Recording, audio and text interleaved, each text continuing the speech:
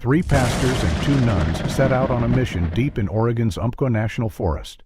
Days later, their van returned, empty, except for the driver, who refused to explain what happened. Then a lone cell signal appeared from the woods. Blood was found in the van, and a torn note surfaced with a chilling message: "Do not trust him."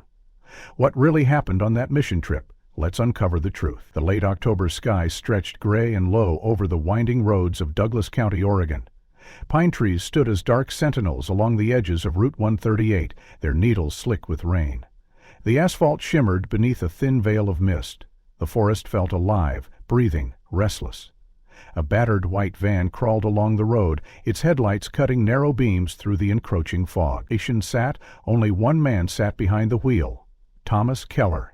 52 years old, silver creeping through his beard, deep lines etched around eyes that once held more light than they did now. His hands gripped the steering wheel tight enough to blanch the knuckles. The Oregon State Trooper noticed this as he flagged the van down at the checkpoint just outside Glide. The vehicle was expected back that afternoon. The church had filed the itinerary. A missionary trip into the Umpqua National Forest, routine enough for St. Anselm's Parish. But the return was anything but routine. The trooper's voice cut through the dense air. "Sir, where's the rest of your group?" Thomas said nothing for a moment, then cleared his throat as if the words had stuck there like burrs. His eyes didn't meet the trooper's. "There was an accident," he said finally, "deep in the forest. Couldn't find them." The trooper asked him to step out of the vehicle. The church had listed 5 others aboard: 3 pastors, Reverend David Grayson, Father Luke Harmon, Pastor James McCall, and 2 sisters, Sister Agnes and Sister Clara. None of them were in the van. The seats behind the driver's row were empty, save for a few personal effects: a thermos rolling slowly across the floor, a battered copy of Psalms, an orphaned shawl smelling faintly of lavender. The trooper's report later described Thomas as disheveled, pale, agitated, but not visibly injured. His boots were caked with dry mud and flecked with pine needles. His flannel shirt was damp with sweat, though the day was cold. Questions came rapid fire after that. Where had the group gone? What kind of accident? Had he called for help? Thomas repeated the same line, flat, mechanical. "They were gone when I got back. I looked, but couldn't find them." He refused water, refused to sit. When pressed, his only elaboration was, "We were stopping near Watson Creek. Hike turned wrong. I lost the trail." That made no sense. The group had planned only a light reconnaissance, no deep hike, just outreach to the small logging communities. No one could understand how they would end up lost. By evening, local news vans had arrived. Reporters leaned through their windows with mics. "Mr. Keller, what happened out there? Are the others alive?" Thomas shielded his face with one trembling hand. No comment. When police escorted him to Glad's sheriff's station for questioning, word had already spread: "Entire mission group missing in Umpqua." The headline blared across TV screens in Portland that night. The church held an emergency vigil. Parishioners lit candles in the cold rain outside St. Anselm's. A few wept openly. These were beloved figures, respected, known for their charity work. As news crews camped outside the station, inside the sheriff's office, Thomas sat stone-faced. An experienced detective, Carla Reyes, led the initial questioning. She kept her tone low, coaxing. "Tom, why did you leave them behind?" His gaze darted once toward the door, then dropped to his hands. "I didn't leave them. I couldn't find them." He recounted what little he would say. They had driven up the Forest Service road to Watson Creek's old ranger station. From there, some had wandered off, trailed to look for a better clearing to rest.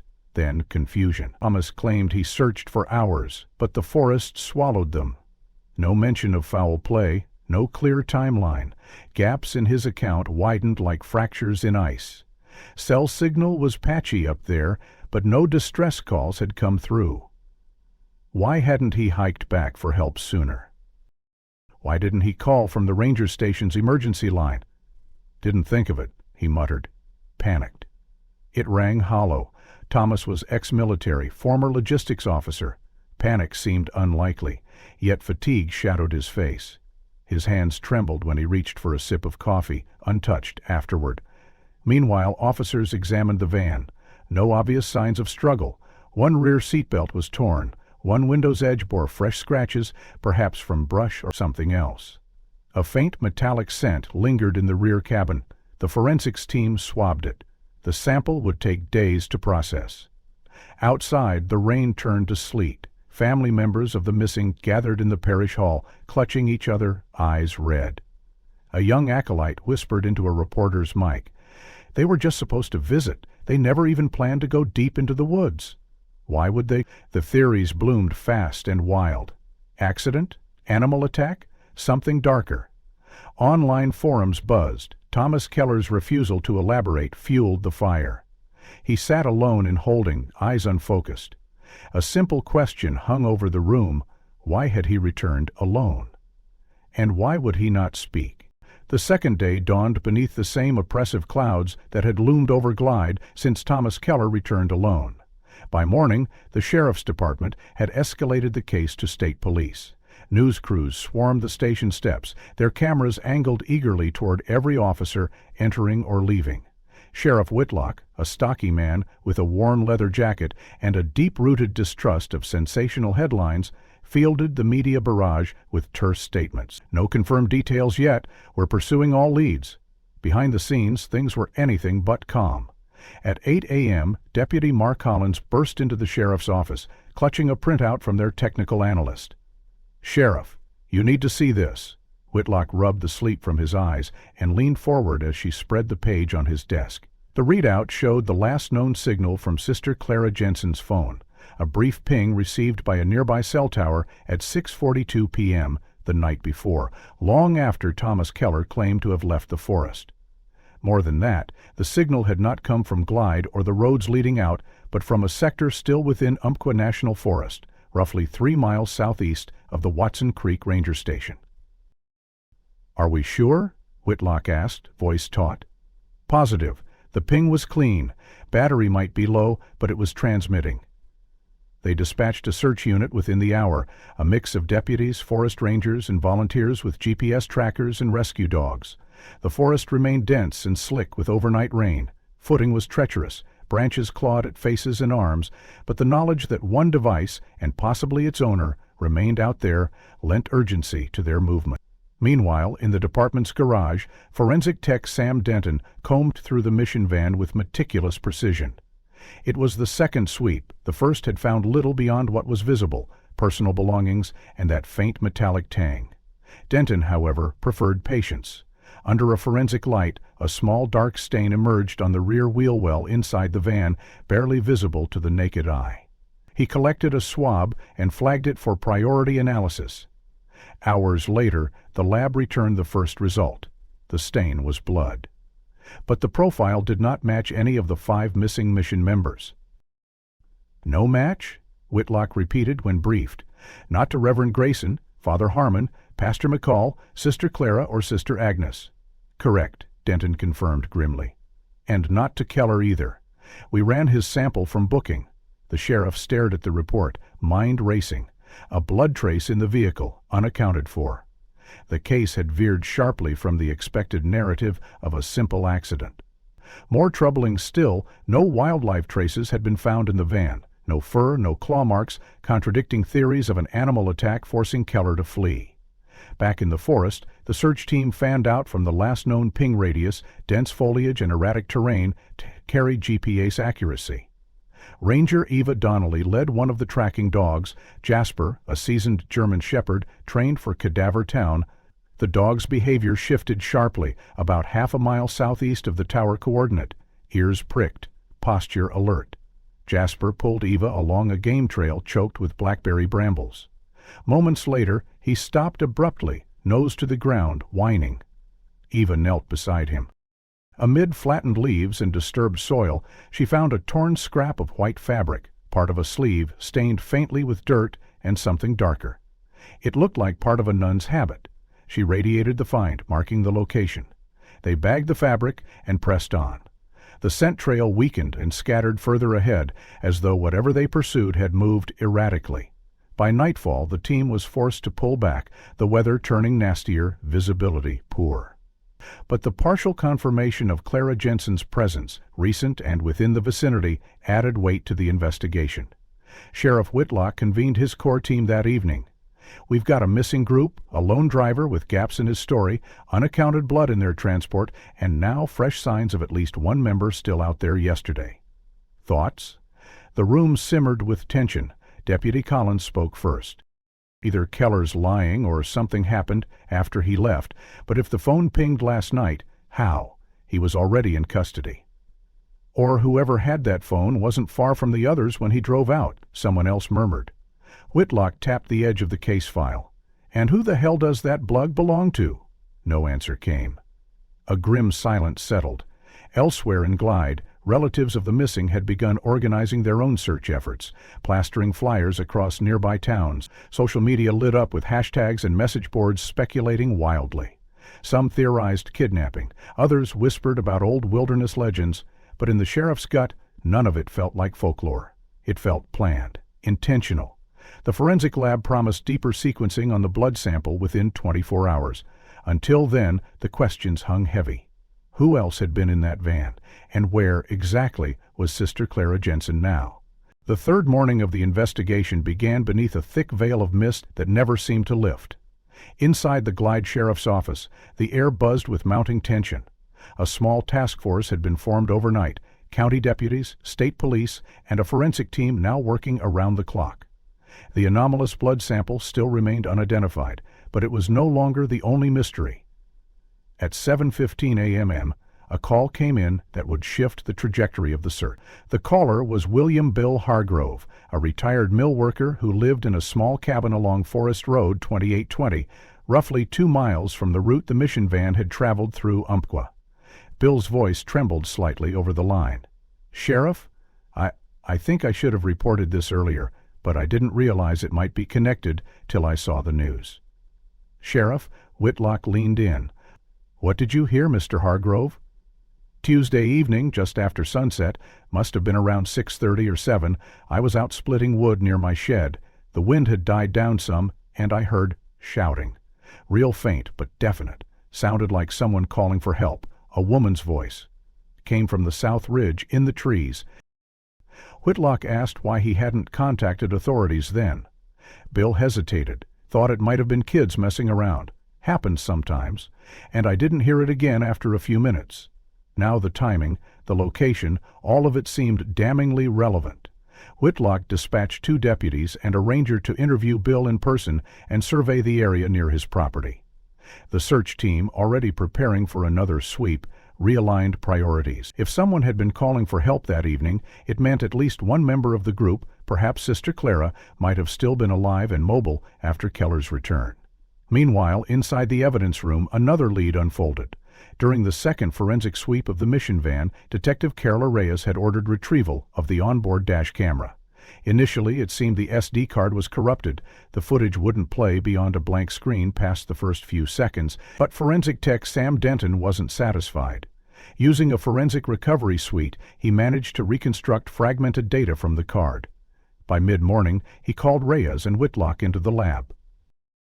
"Got part of it back," he said. "It's not complete, but the first segment's intact." They gathered around a monitor as the video played. The timestamp showed 11:12 a.m. on the day of the group's departure, roughly an hour after leaving St. Anselm's Parish.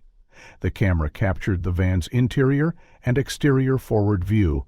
The scene inside the cabin contradicted the narrative they'd been given. All 5 missing members were visible, alive, and in apparent good spirits. Sister Agnes sat near the sliding door, reading from a small prayer book. Reverend Grayson and Pastor McCall were engaged in a light conversation up front. Father Harmon and Sister Clara sat across the aisle, exchanging smiles. Clara, notably, was using her phone, perhaps checking signal or sending a message. Thomas Keller appeared calm, focused on the road. There was no indication of tension or duress. The road ahead showed normal traffic as they left the town limits and entered the Forest Service roads. Reyes leaned closer. "Freeze it there," she said. At 11:17 a.m., Clara Jensen was seen placing her phone into her bag. Reyes made a mental note that detail might explain the later ping. The video continued until 11:24 a.m., where it abruptly cut to black. No end of fill marker, no clean shutdown, just a forced interruption. Denton confirmed the deletion appeared deliberate. Someone formatted the card manually, he explained, and not recently. This wasn't an over-rephrase system. Someone knew what they were doing. The implication was chilling. Someone had tried to erase the record of what happened next. The portion of the drive leading into the deeper forest. The recovered footage now stood in stark contrast to Keller's story of confusion and panic. If the group had appeared normal and unafraid less than an hour before the supposed accident, something had changed very suddenly afterward. Reyes and Whitlock returned to the main office, urgency building. "We need to push that Southern Ridge lead now," Whitlock said. "If someone was calling for help there the same evening, we're working against the clock." The search team deployed again, larger this time, with added K-9 units and drone support. At Bill Hargrove's property, deputies confirmed he was credible. His account was consistent with environmental conditions that night. Sound carried unusually well down the South Ridge, under calm winds. The team fanned out from Hargrove's cabin, focusing on the dense ravines and deer trails that wound through the area. Jasper, the K-9 who'd reacted the day before, once again signaled interest along a narrow wash lined with blackberry thickets. Nearby, searchers found fresh boot prints, too small to be Keller's, scattered with loose shale. It looked as though someone had scrambled down in haste, disturbing soil and stone. Reyes was notified and arrived on scene. Kneeling beside the disturbed path, she examined the faint blood smear on a branch, consistent with a shallow abrasion. "Mark this and sample it," she instructed. "If Clara or anyone else tried to move through here, they were injured and possibly still moving." As the light faded, drones hovered above the ridge, scanning heat signatures. None were detected beyond search team members. But now they had more than a lost group narrative. They had proof of a struggle or flight, a phone still in play, deliberate deletion of evidence, and a confirmed cry for help, heard by an outside witness. Whitlock ordered Keller questioned under the new findings, but the man remained stone-faced, his answers no less opaque. The video suggested otherwise. Now investigators faced another problem. If someone had tampered with the dash cam, had they also staged the blood scene in the van? The forensic timeline no longer fit neatly, and someone, maybe more than one person, was still out there. The air inside the Glide Sheriff's office had turned electric. After the recovered dashcam footage and the witness report of cries for help, the investigation had reached a new intensity. Sheriff Whitlock authorized expanded ground sweeps beyond the initial search grid. Meanwhile, word spread fast through the tight-knit community and neighborhood counties. It didn't take long for volunteer groups, some coordinated through social media, others formed by locals with deep knowledge of the Umpqua wilderness, to join the effort. One such group, led by retired Ranger Alan Ridge and his son Cole, had spent the better part of 3 decades exploring those forests. They knew paths that weren't on any map, game trails invisible to satellite imagery, and hunting roads long abandoned. On the 4th morning, Alan's team set out from the eastern perimeter of the last known ping zone. Their goal was to check narrow logging spurs and forgotten pull-offs where someone might have hidden a vehicle or led victims away from the main road. At 11:23 a.m., deep along an overgrown service trail branching from Road 2820, Cole radioed back with urgency in his voice. "Dad, Sheriff, you'll want to see this." Reyes and Deputy Collins were dispatched to meet them on site. The path they arrived at was little more than a pair of shallow ruts, half consumed by moss and bramble, but embedded in the mud, still wet from recent rain, were fresh tire tracks. Cole knelt beside one set, glove finger tracing the pattern. "Not from the mission van," he said confidently. The spacing and tread depth confirmed it. Reyes concurred after comparing the imprint to forensic photographs of the van's wheels. "We've got a second vehicle," she said. "Recent. Couldn't have been more than 48 hours old based on this soil." The tracks diverged sharply off the logging road and vanished into the tree line, following a faint trail that narrowed into dense forest. Without aerial visibility, drones would struggle. The team pressed on foot. Reyes' pulse quickened. Every new clue seemed to expose a deeper layer of deception. If another vehicle had been present, possibly used to transport or pursue the missing group, then Thomas Keller's version of events was growing more untenable by the hour. The trail meandered uphill through cedar thickets. Wind hissed through the canopy, masking small sounds. About half a mile in, Alan's sharp eye caught a glint of fabric, half buried beneath a fall of leaves and pine needles. He signaled silently. Reyes approached, heart hammering. Together they cleared the debris. A torn scrap of black and white cloth emerged, unmistakably part of a nun's habit. The hem bore faint fraying, as if caught on branches during a hurried passage. Nearby, a second discovery brought them to a standstill. Wedged between roots at the base of an old Douglas fir was a folded scrap of paper, yellowed and damp but legible. Reyes extracted it with care, gloves slick with rain. The message inside, written in rushed, uneven strokes, chilled the group. 4 words scrawled in fading ink. Do not trust him. Do not trust him. Allen exchanged sharply.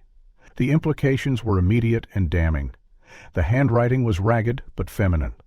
The content suggested someone had been conscious, aware of danger, and desperate enough to leave a warning. The team documented the find, bagging the fabric and note for forensic analysis. Back at the command post, the note underwent expedited processing. Within hours, handwriting analysts compared the script to known samples. The preliminary conclusion was clear. The note bore strong similarities to Sister Clara Jensen's handwriting, drawn from parish documents and personal letters provided by her family. Reyes briefed Whitlock personally. "It's hers," she said. "We can't say with 100% certainty yet, but the match is close." The sheriff ran a hand through his thinning hair. "And we've got a second vehicle now. Hell of a coincidence, isn't it?" Reyes didn't smile. Her instinct screamed that the vehicle and the missing footage were linked. Someone had met the mission group out there, or perhaps forced them off the road. The torn habit scrap lent weight to the theory of flight or abduction. As evening descended, searchers redoubled efforts along the newly discovered trail. They followed the faint vehicle path until it degraded beyond navigability. Prints suggested multiple individuals had moved through, some larger, some lighter, consistent with both male and female weight patterns. Reyes ordered a full forensic sweep of the trail and the surrounding terrain. Drones resumed thermal scans despite worsening weather. In Glide, the news broke fast. Local media broadcast images of search teams gathered at the parish hall, hope and dread mingling in their eyes.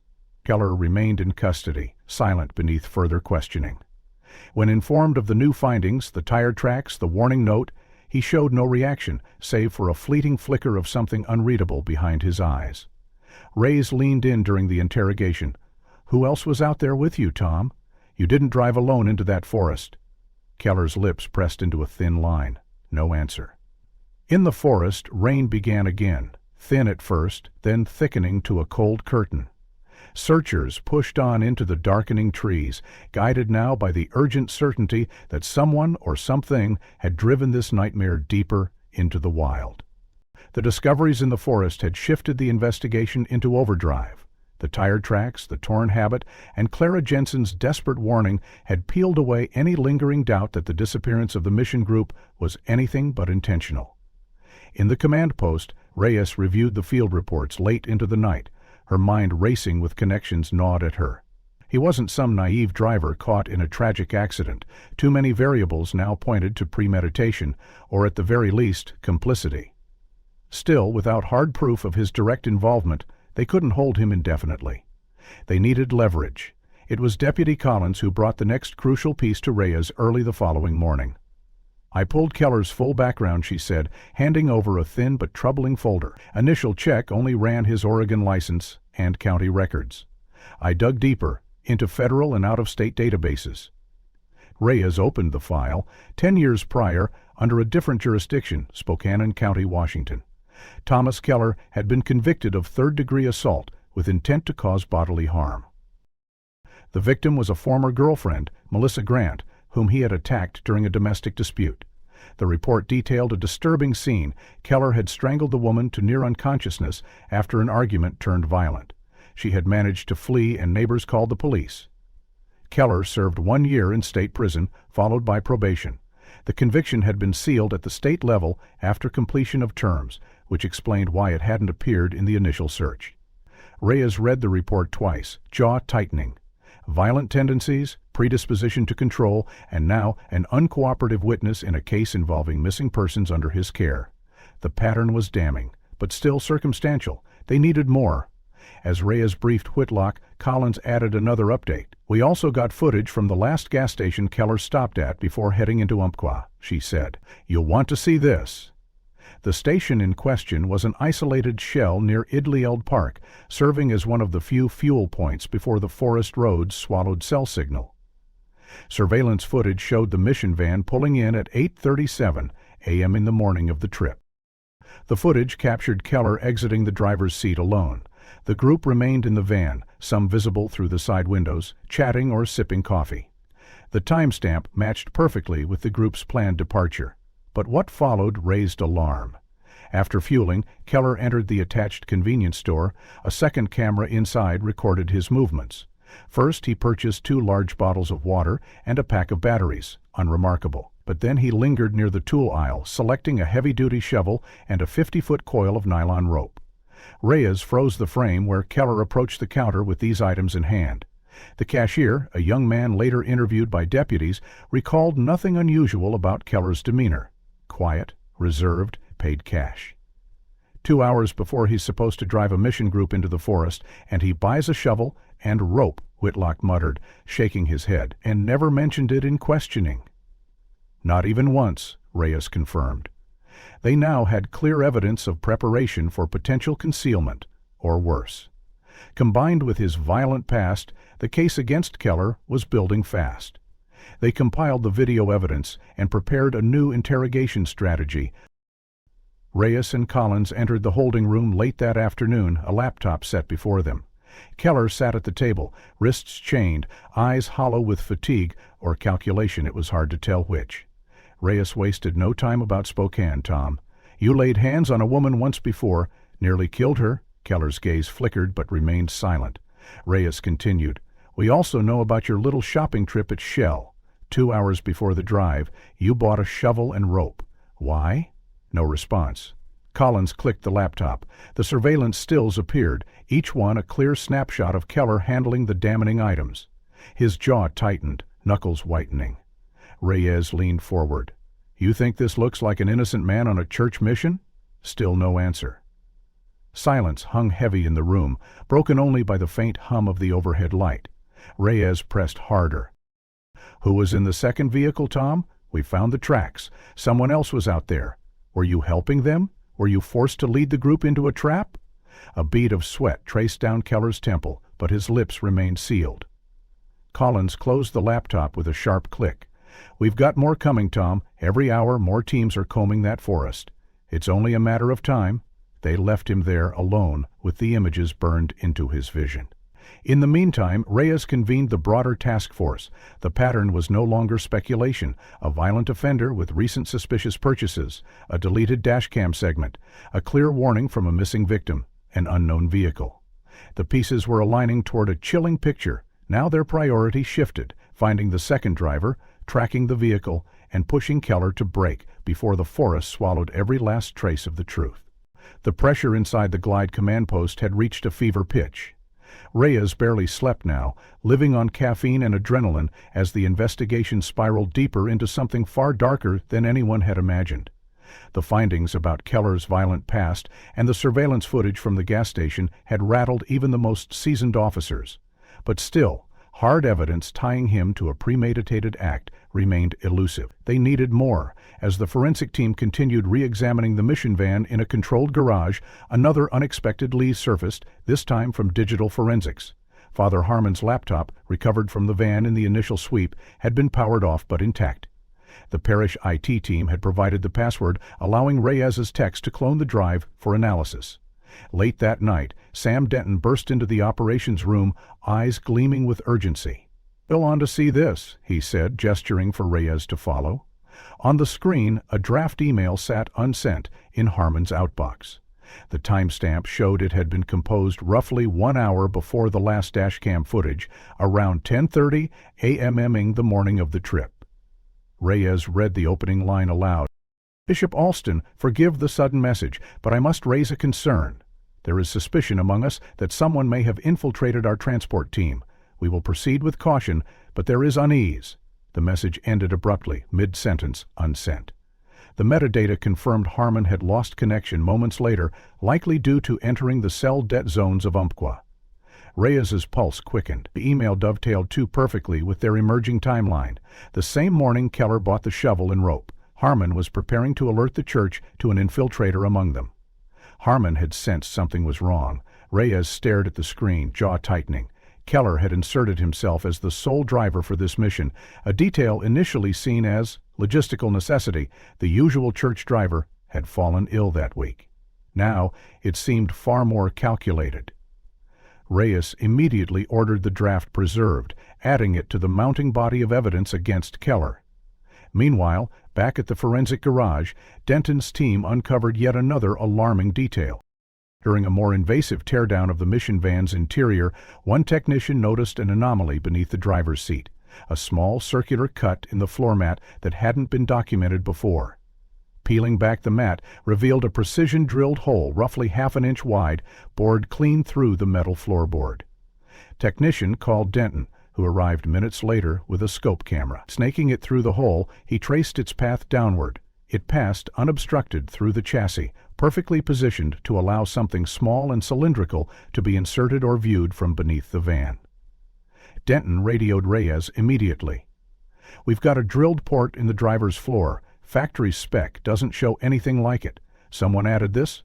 Reyes arrived swiftly, inspecting the find firsthand. "Would it have been for a GPS tracker?" she asked. Denton shook his head. "Possible, but unlikely from inside out. More consistent with someone needing to drop or deploy something while seated here. Or monitor below."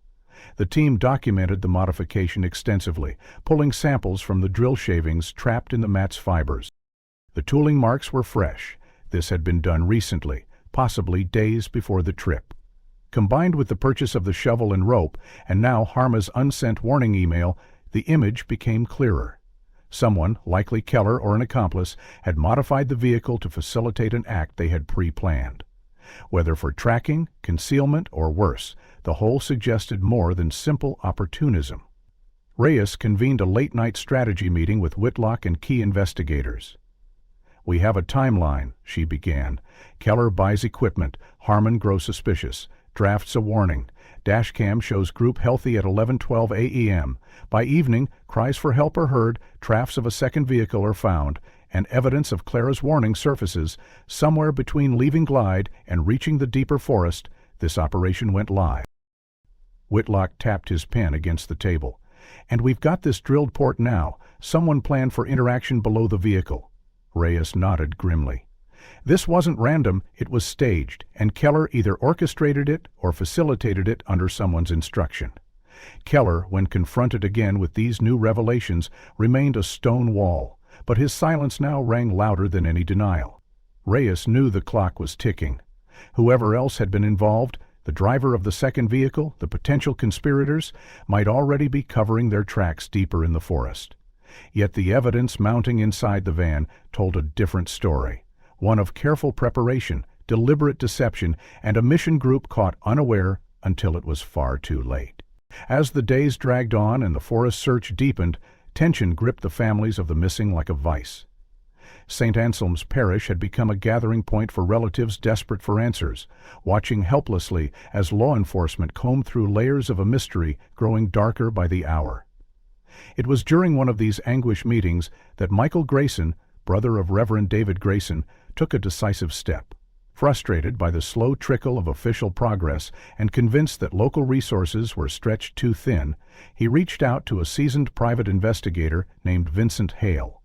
Hale, a former state trooper turned PI with a reputation for dog tenacity, arrived in Glide late on the 6th day of the search. After a thorough briefing with the Grayson family and a review of known evidence, Hale focused on one element he believed had untapped potential: the last ping from Sister Clara's phone. Though law enforcement had mapped the area, Hale suspected they had confined their search too narrowly to the immediate radius, underestimating the difficulty of navigating that rugged terrain. Using enhanced geolocation software and a proprietary triangulation algorithm, Hale recalculated the phone's probable movement path prior to signal loss. His data suggested a slow drift southeast, consistent with someone moving on foot under duress. Hale convinced Michael to accompany him on a private sweep of the recalculated zone. Equipped with drones, thermal scopes, and a high-frequency scanner to detect residual device signals, they ventured into a portion of the forest that had seen less concentrated coverage. About 1.5 miles from the last official search waypoint, Hale spotted something unusual from the drone feed, a faint, rectangular outline hidden beneath dense tree cover. Cross-referencing old forestry maps confirmed the presence of an abandoned logging cabin, long out of use and unregistered on most modern databases. The pair approached cautiously, weapons holstered but ready. The cabin stood crooked and weather-worn, its sagging roof nearly swallowed by creeping vines. Yet as they drew closer, Hale's instincts flared. Recent boot prints disturbed the moss near the threshold, and faint scrape marks lined the doorframe, signs of forced entry or hasty movement. Hale signaled Michael to remain outside while he cleared the interior. The air inside was musty with decay, yet unmistakable traces of recent occupancy stood out. A smoldered pile of ash in the fireplace, a makeshift bedroll hastily abandoned, and a near-empty water bottle labeled "from a local store less than a week old." Hale's heart pounded. Someone had been here.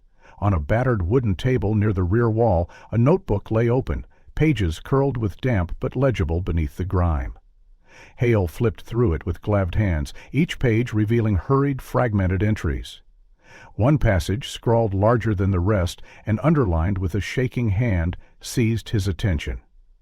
"We've been separated. Someone staged this. I think we've been trapped."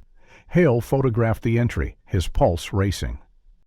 The handwriting, when compared to known samples from Sister Clara's parish correspondence, would later be preliminarily matched. Returning to the threshold, he called Michael inside, sharing the grim discovery. The notebook contained additional pages that hinted at the group's ordeal, scattered phrases about unknown voices, movement at night, and a chilling mention of 2 men arguing outside. Hale immediately contacted Reyes and Whitlock, briefing them on the find. A task force was dispatched to the cabin site within hours. Forensic teams documented every inch, collecting trace evidence and soil samples. The boot prints matched known sizes from the mission group, with at least one smaller print consistent with Sister Clara's profile. More unsettling, a second distinct set of prints, larger and heavier, was found interspersed among them, suggesting the presence of an unknown male. In glass, Reyes reviewed the cabin photos with mounting dread. The crude message confirmed their worst fears. The group had been deliberately separated and manipulated. Clara's words were not the ramblings of panic. They pointed to orchestration. Who had driven the second vehicle? Who had drilled the hole in the van's floor? And most urgently, were any of the group still alive beyond that grim outpost in the woods? The cabin discovery had cracked the case wide open, but it also raised harrowing new questions. As forensic teams scoured the decrepit structure and its immediate surroundings, Reyes focused on a parallel angle: digital forensics. From the beginning, Keller's refusal to surrender his phone voluntarily had seemed suspect. Once a warrant was obtained, the device had yielded little at first. Much of the message history had been wiped clean, and Keller had kept location services disabled for weeks. But calls were harder to erase, especially from carrier-side records. Deputy Collins coordinated with a telecom specialist, pulling Keller's call logs for the 2-week window surrounding the trip. Within hours, a disturbing pattern emerged. 3 calls stood out, 2 made late the night before the trip, and 1 not linked to any subscriber name. Curious and persistent, Collins dug deeper, tracing the number's activity through adjacent cell towers. One registered hit linked the phone to a rural property east of Glide, land owned by none other than Victor Raynert. The name sent a jolt through Reyes when she heard it. Raynert, a volatile and litigious figure, had spent years battling the church over property lines and old easements near the Umpqua forest. A former logger turned recluse, he'd made headlines 3 years prior after a public spat with St. Anselm's leadership, accusing the parish of encroaching on his ancestral land. Raynert had kept a low profile since then, until now. Reyes briefed Whitlock immediately. "We need eyes on Raynert," she said. "If Keller was calling him before and after the trip, we might be looking at a coordinated act." Surveillance was deployed to monitor the Raynert property, while a judge was petitioned for a warrant. Meanwhile, in the forest, another grim discovery further tilted the investigation. As forensic teams expanded their grid search around the cabin, A cadaver dog alerted sharply about 20 yards downhill from the structure, near a tangle of windfall and bramble. Reyes rushed to the scene as investigators carefully cleared the area. There, shallow beneath loose soil and forest debris, lay a crude grave. The shape was unmistakable, a hasty attempt to bury something without proper tools or time. Forensic anthropologist Dr. Elaine Monroe supervised the exhumation. Slowly, with methodical care, the team revealed a partial human skeleton, its positioning and depth consistent with a recent burial. The remains were clothed in dark fabric, though much of it had degraded. A thin chain with a small cross lay tangled among the ribcage, prompting a sharp intake of breath from Reyes. "Get photos and full recovery," she instructed, her voice tight. "We'll run dental and DNA against our missing list." Back at the command post, the discovery sent a chill through every officer involved. The grim possibility that one of the mission group had met their end here was now brutally tangible. Forensic samples were rushed to the state lab under police escort. The waiting would be agonizing. Reyes, meanwhile, ordered Keller pulled for another round of interrogation. "You called Rennert 3 times," she began flatly, sliding the call log across the table. "2 before the trip, 1 after. You didn't mention that—" Keller's gaze remained flat, but a vein twitched at his temple. "Why?" Reyes pressed. "Did Rennert pay you? Threaten you? Were you meant to lead them into that forest?" Keller's lips parted as if to speak, then shut again. Collins leaned in. "We found a grave, Tom. Someone buried one of them. You're out of time." Still silence. Keller's jaw clenched visibly now, the pressure building behind his unreachable expression. Reyes left him stewing under the weight of his own guilt, hoping the mounting evidence and psychological strain would eventually break him. Outside the interrogation room, word came in that Rennert's property had shown unusual activity. 2 vehicles had arrived late the previous night, one registered to a known associate with a criminal record. The surveillance team was prepared to act once the warrant cleared. Reyes returned to her desk, staring at the evidence board. Calls to Rennert, a drilled hole in the van, a stage separation, and now a body buried near the cabin. The puzzle was coalescing around a chilling truth. The mission group had been targeted, likely in revenge, and Keller had not been an innocent pawn. Yet how deep did the conspiracy run? And how many more graves might the forests still hold? The forensic lab's call came just before dawn, breaking the tense stillness that had settled over the Glide command post. Reyes snatched the receiver with a racing pulse as Dr. Elaine Monroe's voice came through, tight with fatigue and grim certainty. "Preliminary DNA confirms it. The remains from the cabin site are those of Sister Agnes Monroe." The confirmation dropped like a hammer in the room. Reyes shut her eyes for a moment, steeling herself, then asked, "Cause of death?" "Blunt force trauma to the skull," Monroe replied, "consistent with a heavy object, not a fall. No defensive wounds, but multiple post-mortem fractures suggest rough handling during burial. This wasn't an accident." Reyes jotted notes with shaking fingers. One of the missing had been found, murdered. The others remained unaccounted for, their fates now cast in even darker shadow. The grim report galvanized the team. Armed with fresh warrants, they moved swiftly on Victor Rennert's property, detaining the man and seizing his phones, computers, and all recent correspondence. Rennert maintained a veneer of defiant innocence, sneering at officers as they led him away. "You've got nothing," he spat, though beads of sweat betrayed a deeper fear beneath the bravado. Meanwhile, Reyes prepared for what would be a critical confrontation. Keller had remained stubbornly silent through days of mounting evidence, but the psychological weight was becoming unbearable. Reyes requested Dr. Nathan Bell, a forensic psychologist, to assist with the next interrogation. Bell's profile of Keller suggested a man deeply vulnerable to guilt and fear, likely to break under carefully applied pressure once the illusion of control was shattered. The session began late that evening.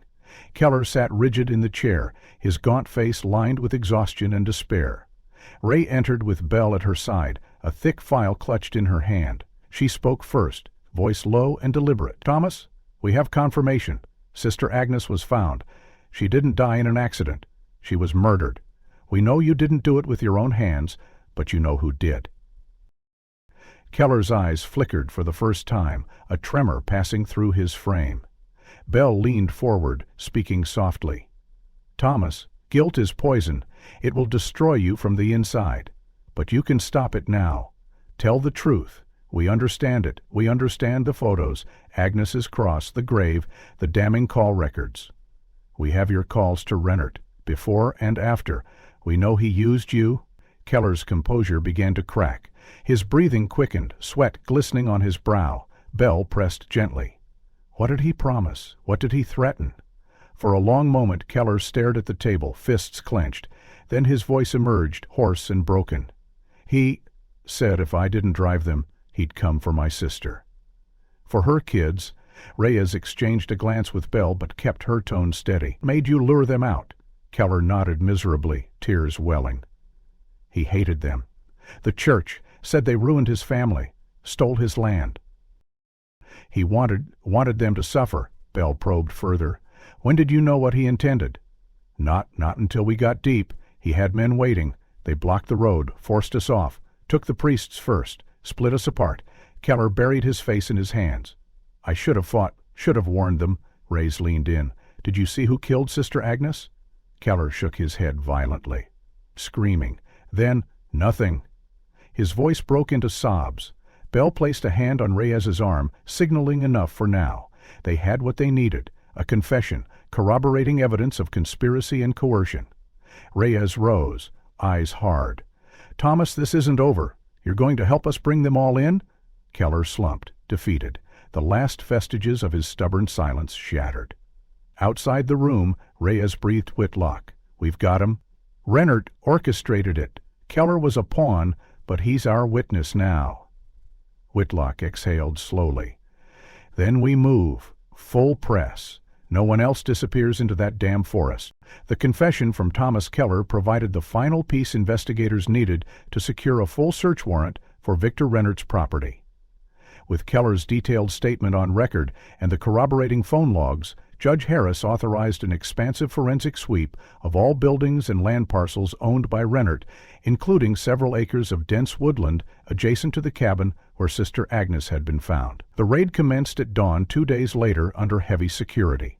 Armed with metal detectors, ground-penetrating radar, and cadaver dogs, the combined force of county deputies, state police, and forensic experts moved systematically through the property. The cabin itself remained sealed as a primary crime scene, but the surrounding forest soon yielded more grim evidence. Approximately 50 yards southeast of the original burial site, near a natural depression obscured by windfall, one of the cadaver dogs alerted sharply, pawing frantically at a patch of disturbed earth. Forensic teams converged, markers were placed, and the soil was carefully removed, layer by layer. Beneath the shallow grave lay the first of 4 additional bodies, hastily covered with forest debris. Each subsequent site was found within a roughly 75-yard radius, suggesting a crude attempt at dispersal rather than concealment. Over the next 48 hours, all 4 remaining members of the mission group were exhumed: Reverend David Grayson, Father Luke Harmon, Pastor James McCall, and Sister Clara Jensen. Autopsies confirmed what investigators had feared. The victims had been murdered systematically, each displaying signs of blunt force trauma similar to Sister Agnes's injuries. Defensive wounds on the men's hands suggested brief struggles, while the women appeared to have been subdued more rapidly. Personal effects recovered from the graves, Grayson's rosary, Clara's phone, Luke Harmon's wedding band, provided additional proof of identity. The cumulative forensic evidence painted a harrowing picture of premeditated violence orchestrated with chilling precision. Under intense questioning, Rennert's bravado crumbled. Faced with irrefutable proof and Keller's testimony, he eventually admitted to masterminding the abduction and murders, driven by a festering vendetta against the church. His hired accomplices had fled the state, but warrants were issued and extradition efforts began immediately. Keller's role as an unwilling participant, though deeply compromised, was also fully documented. Psychological evaluations confirmed that Rennert had used credible threats against Keller's family to coerce his involvement. However, Keller's failure to warn authorities, his active deception during the initial investigation, and his facilitation of the group's delivery to the ambush site rendered him culpable as an accessory to the crimes. The trial commenced 6 months later, drawing national attention. Prosecutors presented a meticulous case, weaving together forensic data, digital evidence, and direct testimony from Keller and surviving investigators.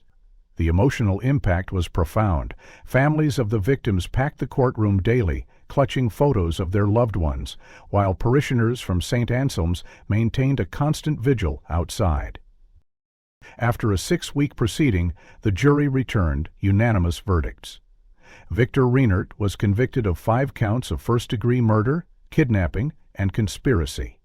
The presiding judge imposed 5 consecutive life sentences without the possibility of parole, citing the unimaginable cruelty and calculated malice of Reinert's actions. Thomas Keller, though portrayed by the defense as a man trapped by fear, was convicted of second-degree murder as an accomplice, as well as obstruction of justice and failure to report a felony.